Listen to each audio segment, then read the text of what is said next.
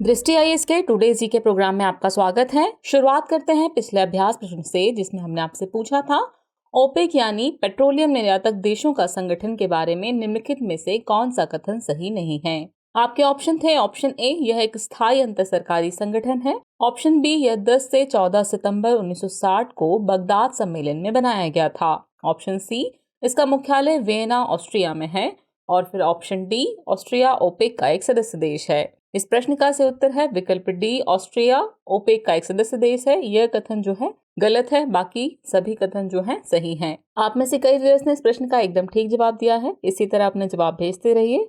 आगे की बात को हम एक्सप्लेनेशन से समझते हैं।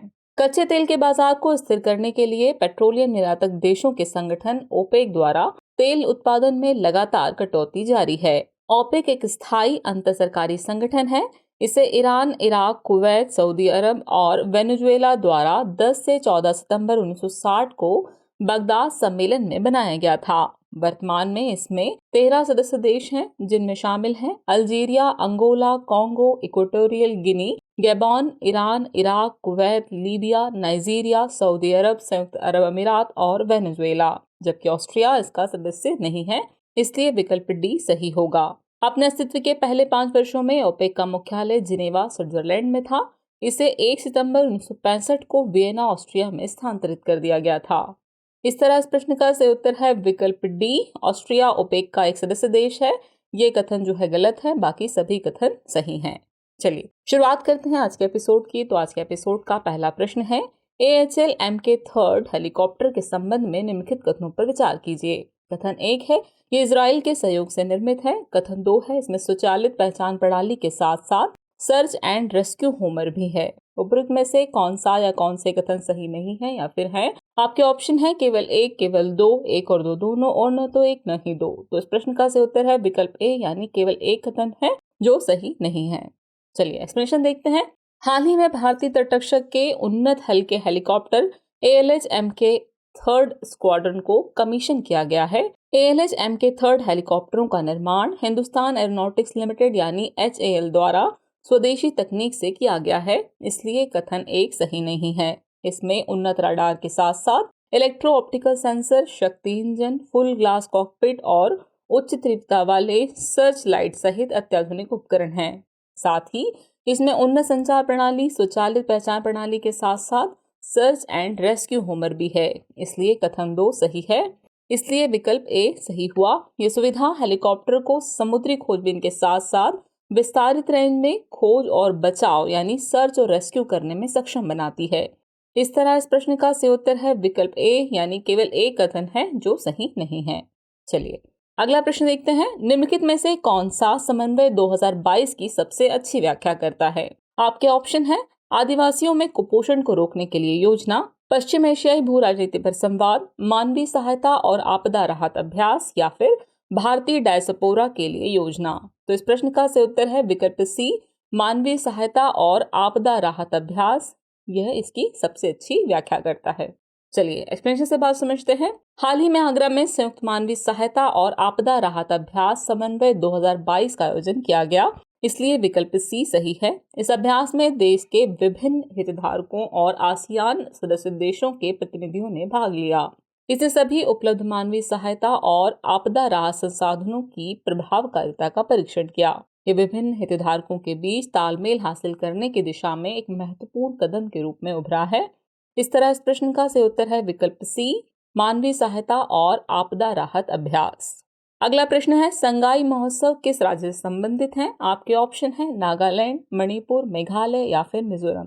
तो इस प्रश्न का सही उत्तर है विकल्प बी, मणिपुर। कोविड-19 महामारी के कारण 2 साल के अंतराल के बाद संगाई महोत्सव आयोजित किया जा रहा है।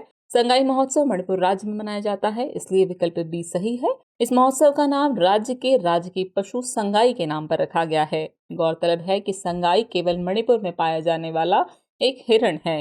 ये महोत्सव वर्ष 2010 में शुरू हुआ था। ये वर्षों से मणिपुर के लिए अपनी समृद्ध परंपरा और संस्कृति को दुनिया के सामने प्रदर्शित करने के लिए एक बड़े मंच के रूप में विकसित हुआ है।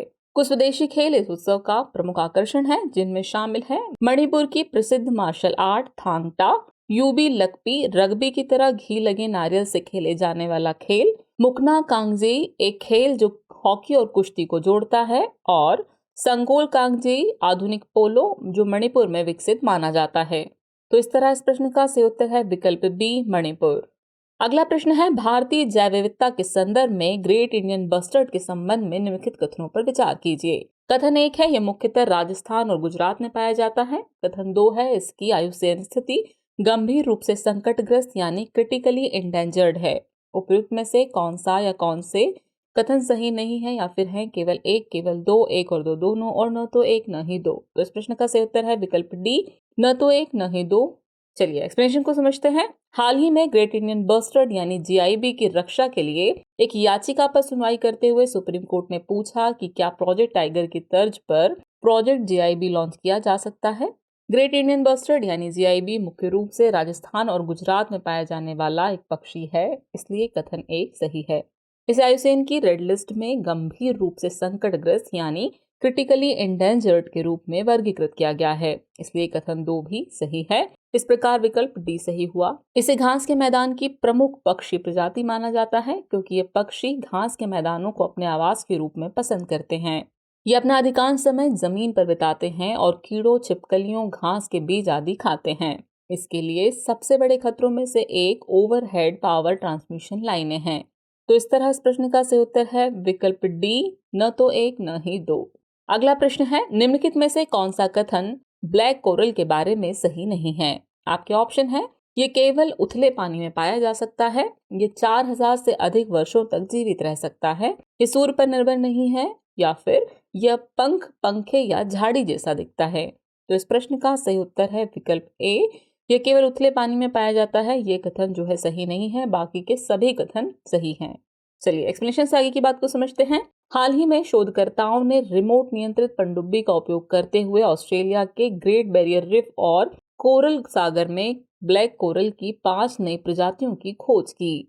ब्लैक कोरल उथले पानी या 26,000 फीट से अधिक की गहराई तक पाए जा सकते हैं। कुछ कोरल 4000 से अधिक वर्षों तक जीवित रह सकते हैं। इनमें से कई प्रवाल शाखाओं में होते हैं और पंख, पंखे या झाड़ियों की तरह दिखते हैं।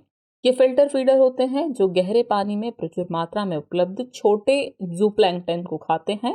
ये प्रकाश संश्लेषण नहीं करते, जिससे ये सूर्य पर निर्भर भी नहीं रहते हैं। इस प्रकार विकल्प ए सही होगा, यानी इस प्रश्न का सही उत्तर है विकल्प ए, ये उथले पानी में पाया जा सकता है। यह कथन सही नहीं है, बाकी के सभी कथन जो हैं सही हैं।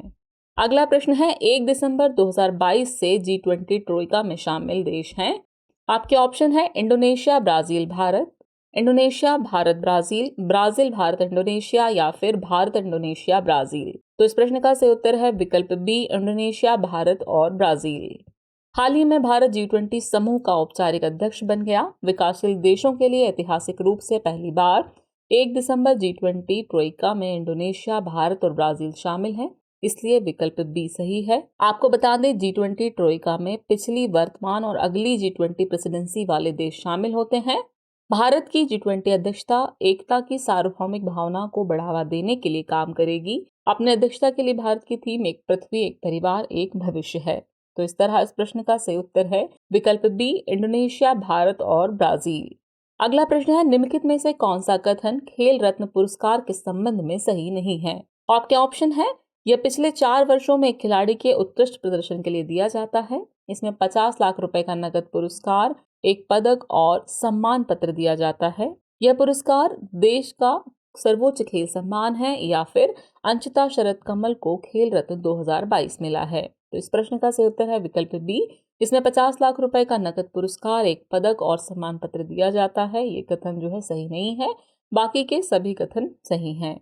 चलिए एक्सप्लेनेशन देखते हैं। हाल ही में टेबल टेनिस के दिग्गज अंचिता शरद कमल को देश के सर्वोच्च खेल सम्मान मेजर ध्यानचंद खेल रत्न 2022 से सम्मानित किया गया। खेल रत्न पुरस्कार पिछले 4 वर्षों में किसी खिलाड़ी के शानदार और सबसे उत्कृष्ट प्रदर्शन के लिए दिया जाता है। इसमें 25 लाख रुपए का नकद पुरस्कार, एक पदक और सम्मान पत्र दिया जाता है, इसलिए विकल्प बी सही है। तो इस तरह इस प्रश्न का सही उत्तर हुआ विकल्प बी, इसमें 50 लाख रुपए का नकद पुरस्कार, एक पदक और सम्मान पत्र दिया जाता है। ये कथन जो है सही नहीं है, बाकी के सभी कथन सही हैं। चलिए अगला प्रश्न देखते हैं। हॉर्नबिल महोत्सव किस राज्य से संबंधित है। आपके ऑप्शन है नागालैंड, हिमाचल प्रदेश, उत्तर प्रदेश या फिर पंजाब। तो इस प्रश्न का सही उत्तर है विकल्प ए, नागालैंड। भारत G20 की अध्यक्षता ग्रहण करने के बाद हॉर्नबिल महोत्सव के प्रदर्शन की योजना बना रहा है। हॉर्नबिल महोत्सव नागालैंड राज्य में मनाया जाता है, इसलिए विकल्प ए सही है। ये महोत्सव हर साल दिसंबर के पहले सप्ताह में आयोजित किया जाता है। इसका नाम केनियन हॉर्नबिल के नाम पर रखा गया है। राज्य के लगभग सभी जनजातियों के लोकगीतों में इस पक्षी का उल्लेख मिलता है। तो इस तरह इस प्रश्न का सही उत्तर हुआ विकल्प ए नागालैंड। अगला प्रश्न है, भारत की कला और संस्कृति के संदर्भ में मोहिनी अट्टम नृत्य किस राज्य से संबंधित है? आपके ऑप्शन है कर्नाटक, तमिलनाडु, केरल या फिर आंध्र प्रदेश। तो इस प्रश्न का सही उत्तर है विकल्प सी केरल। मोहिनी अट्टम एक भारतीय शास्त्रीय नृत्य के रूप में है जो केरल राज्य में लोकप्रिय है, इसलिए विकल्प सी सही है। इसे राज्य की दो लोकप्रिय नृत्य कलाओं में गिना जाता है, जिसमें दूसरा नृत्य कथकली है। यह पारंपरिक रूप से महिला कलाकारों द्वारा किया जाने वाला एक एकल नृत्य है। मोहिनीअट्टम की शाब्दिक व्याख्या मोहिनी के नृत्य के रूप में की जाती है। एक पौराणिक कहानी के अनुसार समुद्र मंथन के बाद भस्मासुर के वध के लिए भगवान विष्णु ने एक मोहिनी का वेश धारण किया था। तो इस तरह इस प्रश्न का सही उत्तर है विकल्प सी केरल। अब हम पहुंच गए हैं एपिसोड के आखिरी प्रश्न पर। तो आखिरी प्रश्न है, राष्ट्रीय महत्व के स्मारकों, स्थानों और वस्तुओं के संरक्षण का उल्लेख संविधान की किस विशेषता में किया गया है? आपके ऑप्शन है, ऑप्शन ए मौलिक कर्तव्य, ऑप्शन बी राजनीति के निदेशक तत्व, ऑप्शन सी मौलिक अधिकार या फिर ऑप्शन डी प्रस्तावना। तो इस प्रश्न का सही उत्तर है विकल्प बी राजनीति के निदेशक तत्व। भारतीय संविधान का अनुच्छेद 49 राष्ट्रीय महत्व के स्मारकों, स्थानों या वस्तुओं के संरक्षण की बात करता है। अनुच्छेद 49 संविधान के भाग 4 के तहत राजनीति के निदेशक तत्व में शामिल है, इसलिए विकल्प बी सही है। आपको बता दें कि राजनीति के निदेशक तत्व का उल्लेख अनुच्छेद 36 से 51 में किया गया है। अनुच्छेद 49 में कहा गया है कि राज्य का दायित्व होगा कि वह हर स्मारक या स्थान या कलात्मक या ऐतिहासिक रुचि की वस्तु को लूट, विरूपण, विनाश, हटाने, निपटान या निर्यात से सुरक्षित रखे। चलिए अब आज के एपिसोड का अभ्यास प्रश्न देख लेते हैं। हाल ही में किस पशु को भारतीय खाद्य सुरक्षा और मानक प्राधिकरण यानी FSSAI द्वारा खाद्य पशु के रूप में स्वीकार किया गया है? आपके ऑप्शन है, ऑप्शन ए लाल पांडा, ऑप्शन बी हिमालयी याक, ऑप्शन सी भेड़िया या फिर ऑप्शन डी गैंडा। तो व्यूअर्स, इस प्रश्न का जवाब कमेंट बॉक्स में देना ना भूलें। जल्द ही मिलते हैं नए एपिसोड में नए नए सवालों, उनकी नए नए जवाबों और जानकारियों के साथ। तब तक के लिए शुक्रिया।